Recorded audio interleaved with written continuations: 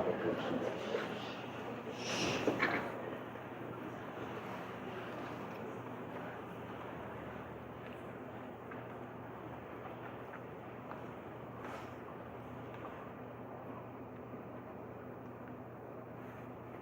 Bradford. Time of death, 10:19 p.m.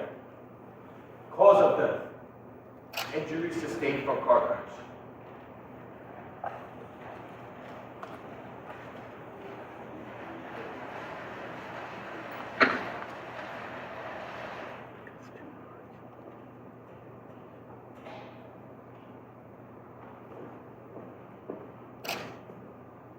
Hello, I'm Lacey, sister of Henry Bradford, the man we have come to mourn.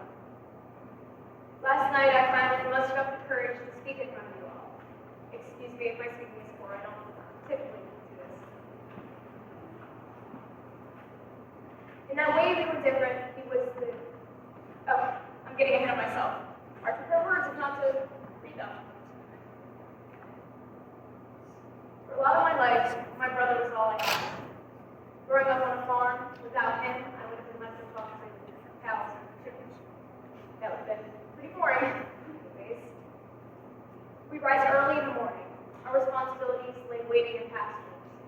Mornings like this, waking as early as 2, never seemed to text. He always had this unbridled energy. You could throw any hurdle at him, and he'd jump over it as a source of it. He'd always be the first of the two of us out of bed. I'd sit at a dining room table, sipping coffee with my parents, and he'd run off into those endless fields. Behind our barn, there was a large red maple tree, towering above all the other trees on our property. He climbed up once in the morning, once as the sun rose, and before bed as the sun set. From the top of those trees, he'd count that the world looked so much more beautiful from above than down below. He said he envied God, not because he was lacking in divine power, but because he was lacking in divine perspective. When I heard that he had died, I couldn't help but wonder if he now looks down upon earth's beauty besides God, finally with the power he so envied. Losing a sibling is difficult because it's like losing a part of yourself. For 7 years of my life, Henry didn't exist. For most of that, he wasn't even a thought. But when he was born, it was like I had been born again. I had started him. I was no longer simply a daughter, but I had taken up the helm of sister, too. It was now my job to help Henry with growing up, and in doing so, I grew up, too. When I moved out, he had just started working. I promised him that every weekend I would come home to help him with studying. Our study sessions frequently devolved into gossip about one another's lives. Henry would complain about all the teachers who I knew were the worst from when I had. I'd tell him about my overbearing managers. We found middle ground despite living in completely different worlds from that. That was a connection I had never had with someone who wasn't my age. A connection only forged amongst friends who could understand my present moment oh so well. Even in his youth, he could understand me. I remember one of my weekend visits, unfortunately, being to the hospital. Henry fell from that tree I mentioned. Exploring new branches, he found one that didn't quite support his weight. He was fortunate to only have broken legs, but parents were furious. The bills cost them a good bit. Had I had more money, I would have helped, but I couldn't. To keep history from repeating itself, my parents had to do it. Henry was furious.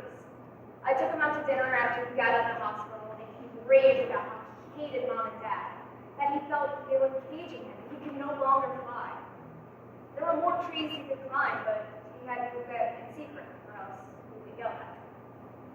Besides, he said, no tree truly matched what he once had. From then on, he was not around. Literally and figuratively, I suppose. He focused more on school, got a job in town, even got himself a girlfriend. When he graduated, he didn't go to college. He moved to Philly and got a job in sales. At that point, I rarely saw him. We'd see each other on holidays. Parents hosted, some of you were there. He'd always be the life of the party. I remember when you two were little, he always raved about how proud he was. When my mom and dad died, I stopped seeing him. We always talked about hanging out, letting our kids see their cousins, catching up, but we never really did. Life got in the way, I guess. I was at work when I got the call about Henry being in the hospital. My sister-in-law, Liz, told me the doctor said his chances of survival was slim. He had gotten into a car accident and was severely injured. I left work immediately, not without my manager being a pain in the ass. He was hard to look at. Half his body was left mangled, and the only thing keeping him breathing was a machine by his side. When I looked at him, all I could see was the boy I called a brother. Broken arm, unbridled ambitions, peering at the world with a view like no other. Now, he was confined to a bed. His wings, battered and bruised, young no longer. The next day, there were signs of recovery, signs that even the slightest chance of him surviving may come true. That was only a false hope. Complications with his liver the next day only dwindled his chances of surviving. It became clear to us that he was in tremendous pain. I was the one who was left to decide what to do with my brother. To hold out hope or let him go. He was once the light of my life, and now I decide whether he goes on living in pain or dies in the company of family. Unable to hurt myself or him any longer, I told hospital staff that I thought it best to let him rest. At least then, he would be nestled in the loving embrace of our parents and God. Still, to be left with those two options was like fighting a war with myself. Even if he survived, his injuries would forever alter his life. And I know Henry would be with that. Thank you all for coming to honor my brother. After the priest's final words, we'll be holding a repast at Giovanni's just down the street. If you can make it, I'd love to see you there. Thank you again.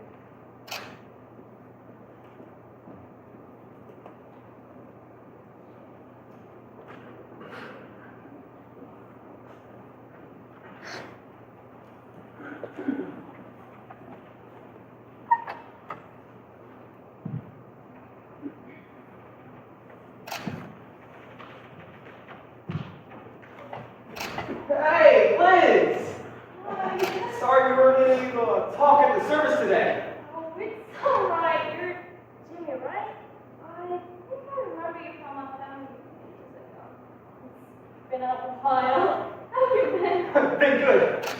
Shame I haven't seen the kids in so long. I remember Mark was this tall. That was as big as your old Henry himself. Hey, if you ever need anything, you let me know, alright? I ain't got much in the case of money, but I'm rich in personality, you feel? Thank you, Jimmy. Hey, and if the kids ever want to, like, go down to the music park, you let them know Cousin Jimmy's got them a fix. My new girl, she works at one of the parks, and I can see the kids in the back, you feel? I'll make sure they get your invitation. Where's your brother? Not sure. I think he said he was going to the bathroom. Has been a hot minute since I've seen you, though. You want me to go look at him? Place isn't too big. Oh, call me young slut you're around right now. Your cousin Jimmy is giving me the grits. God. Well, let's go then. Hello.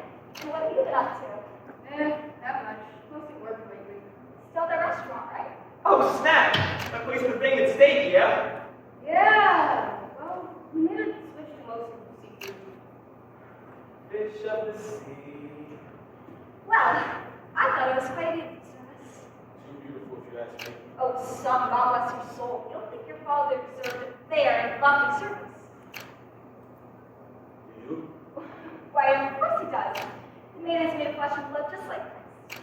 I know the two of you had your differences. Our differences. Mark, please back up. You smell like Grace.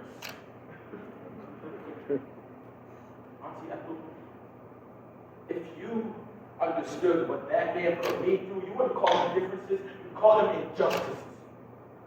If you truly knew that man, you know he'd laugh at the religious nonsense you babbled about. Mark, don't you ever speak of that again. Your father, in spite of his flaws, was a man who at least at one point believed in the teachings of Christ. Oh, I never saw that. And heaven knows he deserves all the prayers he can A get. sweet eulogy and a prayer doesn't change the fact that the man was no saint. Does death free him of his sin simply because, like you and I, he's made of flesh and blood? Why, of course he does. The man has no legs left to stand on to right his wrongs, he's best to believe on him. Best to believe? Best to believe. The man's track record goes back more than 10 years, and it's best to believe that given time, the man would have improved? Of course, time heals all wounds, no? Well, if that was true, what the hell was he doing all the time he was looking at? Huh? And you're proof of it all. Mark! All you could stand up there and do was wax poetic of his innocence as a child. If you truly believe in that innocence, you're just as much as a fool as anyone else here with their $5 words. He was my brother, and I loved him dearly. As children, he was so close to me. It doesn't matter to me what he became. I miss what he was. Well, there's the issue. It doesn't matter to you. You didn't look at the man in his dying days. Hell, the last decade. All he was to you was the light at a party every once in a while. A continuation of what was corrupted by a force you never dealt with. Yes, your father had his flaws, but deep down, he was a great man. Mark, you have to believe that. And you have to believe he was trying. Trying! For how long? I know his BS for 10 years! If he tries at the end, shall be offered forgiveness? Shall be praised with your prayers in a ceremony? The priest in his forgiveness will have all thoughts of believing in him, right for his Lord. Shall he be internalized for his nature and love he showed? To hell with that, with him! That man is no martyr, nor a man worthy of a pledge of eternity amongst the clouds. He is scum. The fact that he was cremated or won't be infested by worms and fear is not a word for man, but it is indeed. Listen here, boy. You can hate your father all you please. Your feelings are not crime nor sin. But to mock my faith in your aunt's words will not be tolerated. I had half a mind to revive your mother when the bombs were sorted so discreetly upon her. Maybe then you might see. Mark! There you are.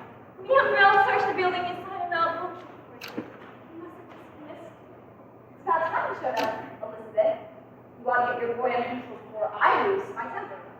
We were all just admiring how beautiful the servants who set up for Henry when that child of yours had the right idea to mock our faith and Lindsay's yours. And of course, you went over easy. What the hell does that mean? Watch the humble. Firstly, your disrespect towards me is unwarranted. I just lost my husband, for goodness sake. And secondly, please let me hear Mark's side of the story. Don't be too hard on the kid. I understand this is a hard time for all of us. And both is being dramatic in her words. Yes, he made a mockery of our faith, but the boy is young. He doesn't know any better. And my feelings? Untouched, truly. Thank you, Lacey. Marky, what happened, kiddo? Don't call me. You made Alfie really upset. What did you say? The truth. Which was? That your dead husband is an undeserving bastard. Undeserving of this. Undeserving of our prayers, of God's embrace of heaven. Undeserving of the breast that speaks him. Undeserving of every damn thing. Mark, you don't mean that. I get it. You're going through a lot. We all are. Mark, dear, what is Don't touch me. I don't need your arm. I don't need your pity. I am fine. My mind is made up. I am fine. I'm happier than I ever been. My villain is dead. Mom, you and I both know that is not true. You just lost your father. It's okay to hurt. You don't need to act strong. It's okay to be sad. You truly believe that? You know nothing.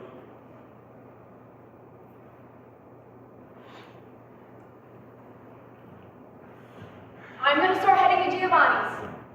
They're waiting for us.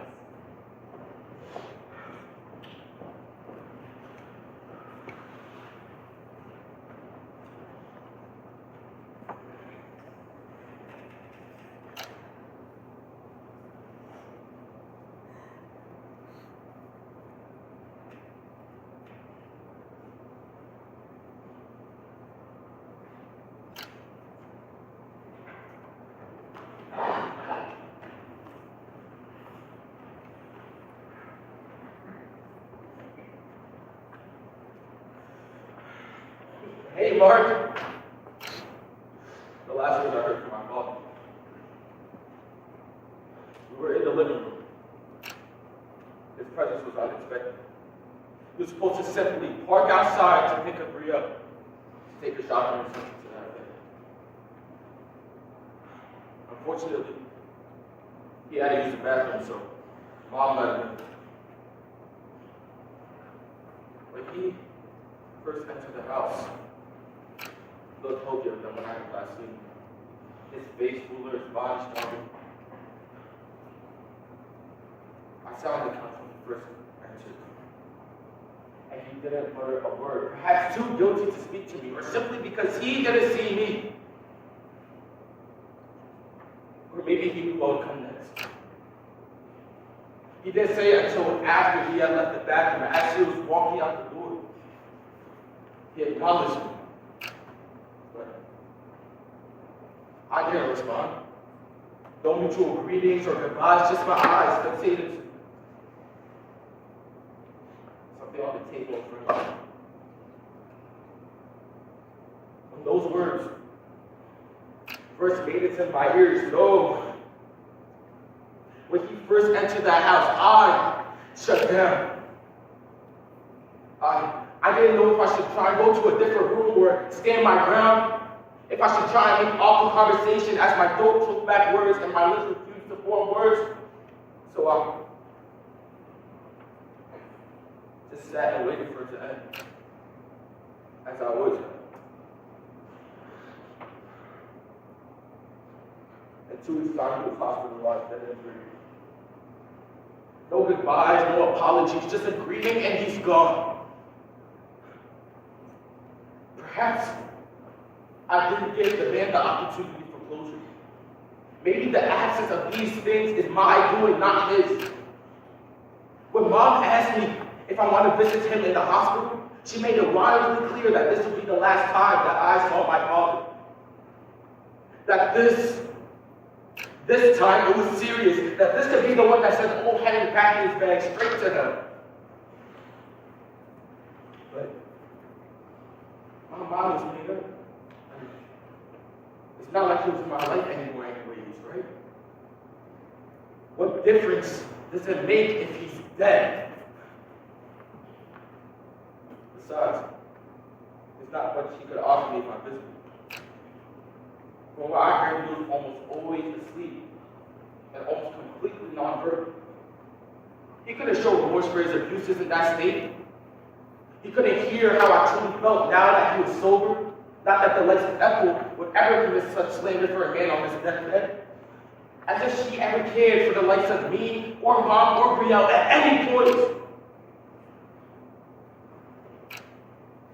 Plus, that man was already dead to me, but now that he was truly gone from this earth, I'm supposed to act sad? If anything, the only remorse I feel is that I didn't know what to do with the body. If it was up to me, I would have had it buried. At least then I know what to say. Of course, the only picture they wanted to use is from like 10 years ago, but that is.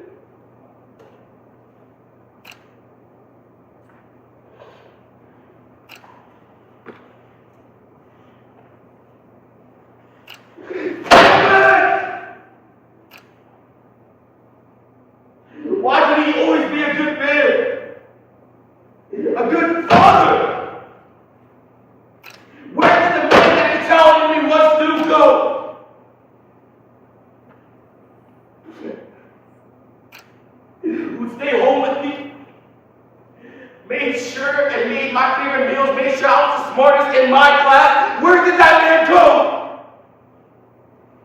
Is this so much to ask for that man to grieve instead of the hush, the abuser they expect me to grieve? Is he to blame? Or was it the alcohol? Did they have such a harrowing grip on the man that he'd spend his nights trying to kick down my door to get to me, a child? That he'd tell my mom that his life would be better if I turned up dead? Am I to blame the damn booze, or am I to blame the weak man to whom it controlled? Am I to feel anguish, or am I to feel overjoyed that the man that haunted my nights is finally gone from this earth to haunt no more? The man was already dead to me, but to see an urn in front of his stupid face only confuses me more, like there's still something missing. Closure? An apology, my fist against his face? Or maybe it's my father looking at me in my eyes saying, hey, Mark, I'm sorry. Hey, Mark, I'm weak. Something, anything. Why did he have to die before I could scream in his damn face? Why did he have to die before he became a real strong man? Why did he have to die before I could finally call him out on his bullshit?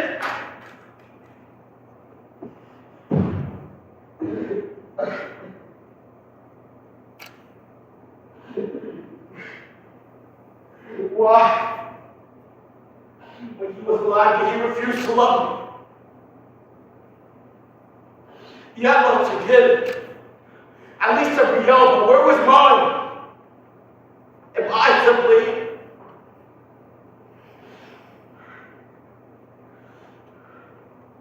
Was it neither a flaw in my father's character or the damn bruise, but the simple fact that I, as an individual and undeserving of the love of a father, of anyone, nothing was ever enough for that man.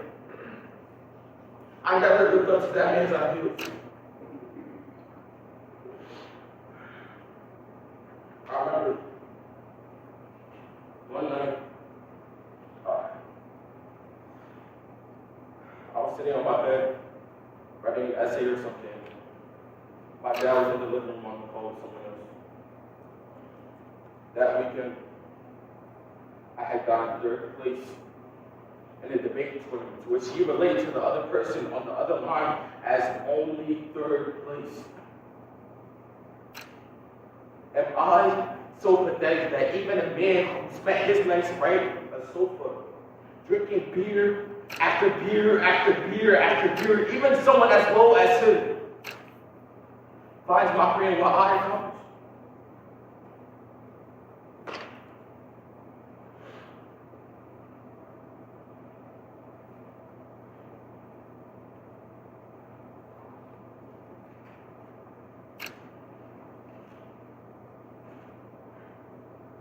Walls, hollow and dark, shadows, tall and dark, funerals, depressing and dark, coffee, bitter and dark, my home. The only literature I had to remember him by. The only thing I didn't learn in a blinding rage, and I don't even know what it means.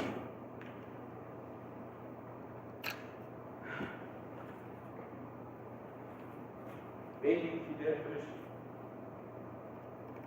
Maybe he thought he didn't have it. Maybe it doesn't matter. Maybe none of this matters.